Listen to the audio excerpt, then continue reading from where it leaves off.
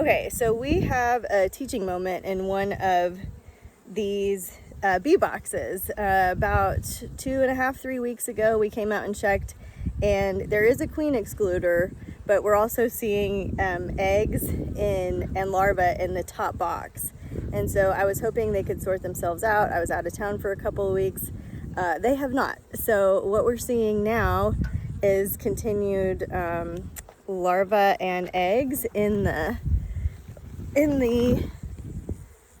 top box here. So even down here, I don't know if I'm pointing in the right way, so I'll do another video to show us. But yeah, that's what's going on. Let me pull this one out and I'll hold it.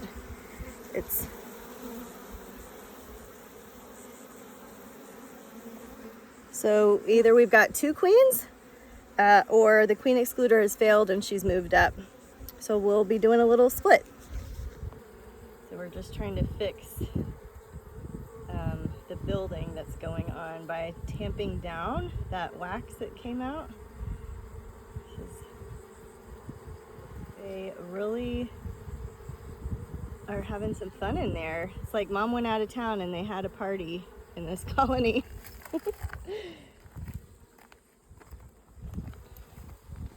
So you can see it's a pretty big mess.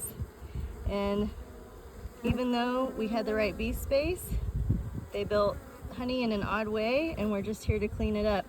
So out of 20 colonies on this property, they're the only ones with this situation. So this is our third frame of brood in the top of this colony, and look, it's just can you see all of those little stages of larvae? It's spotty, but there's larvae in every single one of those, or eggs, holes. All right, would you mind flipping it to the other side? And we'll see, yeah, kind of same thing, and that's where that other side of that honey broke. So instead of tamping it inside the hive, we're gonna scrape this part out and we'll clean it that way. We're just cleaning this up. Yep.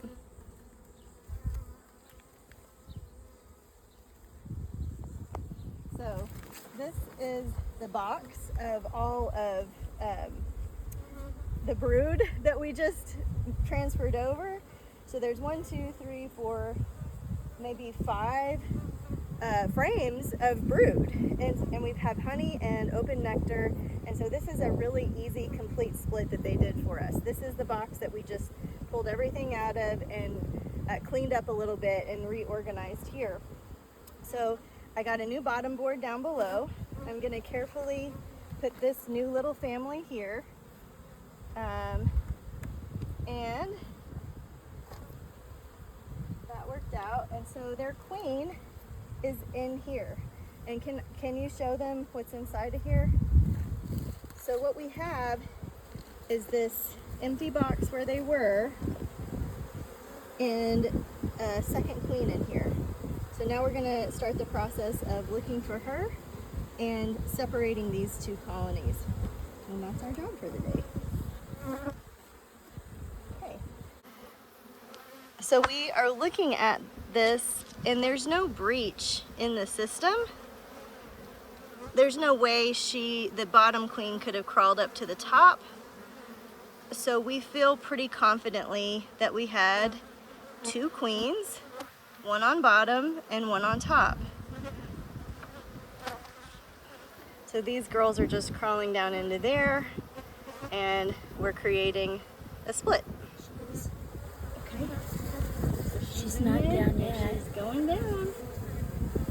It's hard to see if I have her in the camera. Oh no, she's coming up the wall. All right, new beekeepers, see if you see her. She's right here. She's right there. So we're gonna get her turned around. See, her legs look a little different. That's how I started being able to identify her. Okay, here's a little better shot of her and her retinue taking care of her. Isn't that amazing? Don't try to lay an egg there, silly. What are you doing? She says, I'm discombobulated. I'm just like, look at she. I guess she was on the side of Okay, we're gonna take care of this little queen. Okay, so Susan noticed we had a hole in the box that I transferred everything to. So fortunately, last minute this morning, I threw these in the truck, and so Susan is installing a disc entrance on this so we can put a queen excluder on that side too. We've got a queen excluder in the bottom. You can see that metal sheet between the blue bottom board and the white box. And then this is a second queen excluder because we've got a hole going. And it's pretty hard to do with our gloves on. So we're gonna get the screw in and use the hive tool to tighten it down. And that may be a two-person job, or we get our hands outside of the gloves, but that is what's going on next. And after that, we are going to shake some more bees in there because there weren't enough bees to take care of all of that brood. And that's what we're gonna do next. Let this be a lesson in ingenuity. My drill wasn't charged and I didn't have the right screwdriver, so we stuffed this hole with mesquite and a little rock because I couldn't get that screw on without my screwdriver or drill being charged, but that'll work. So part of being a beekeeper is being adaptive and modifying, and now we're gonna shake some bees in there. This little girl was in our frames. We're going. We're going? Okay, so like Susan said, the two queen mystery has been solved. There was no queen in the bottom box, which is now this box. This was the original bottom box. We went through it, and it's largely pollen and open nectar and a lot of bees, a couple of frames of honey. So essentially we just reorganized this colony. We moved the queen excluder. No, we left the queen excluder on the bottom. That way, if she's been confused in all of this moving around, she's not going to be able to get out here. So the queen for sure is in this box. This is where we plugged the hole. This was the original top box. So now all of our brood and our queen are in the bottom. There's another queen excluder right here. There's pollen and open nectar. It's not an ideal configuration, but what we set out to do in the bee yard this morning was determine if there were two queens, and we did. So our first goal is accomplished, and then our second goal of making this the healthiest, happiest colony we can is also accomplished because we've reoriented the brood in the bottom, the resources in the top. The bottom is brood, brood, brood, brood, brood, honey, honey, and a little bit of open nectar, and then we've got pollen and open nectar at the top. So as we continue to check this yard, we know this has a good amount of resources, it's queen right, and we can go shopping for open nectar or pollen if we need to, if we're gonna do some fall splits in this yard. So I'm really glad we solved the mystery, and bees always keep us on our toes. This is not what we were expecting to find, and we needed to be adaptable and flexible in figuring this out. And this is a really happy, healthy colony. So best possible case, and yeah, that's the end of the mystery for today. Yeah. Okay. Oh, wasn't my plan.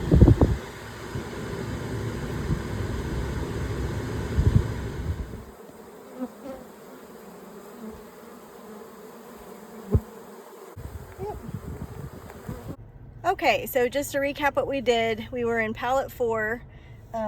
Colony 1 has about 6 frames of honey ready to go, but I'm not going to pull it because I want to see what the rest of the yard looks like in case anybody needs resources as we're going into the fall. Colony 2 is empty, there's nothing in that space. Colony 3 is where we had the mystery of the 2 queens that we solved today. And then colony 4, we just had about 3 frames of honey, but the in the super, and then the bottom, they were still working really well. She was laying well. So I'm not going to mess with those 2 colonies until we see what the rest of the yard looks like.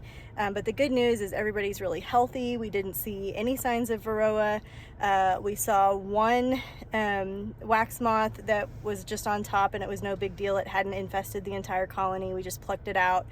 We saw no small hive beetle. So that's really good news, especially as we're in early August, to see virtually no signs of pest or disease in this particular pallet. The bees were really calm. They were really easy to work with. We moved slow, we took our time, we made smart decisions, and I'm really proud of our work in the apiary today.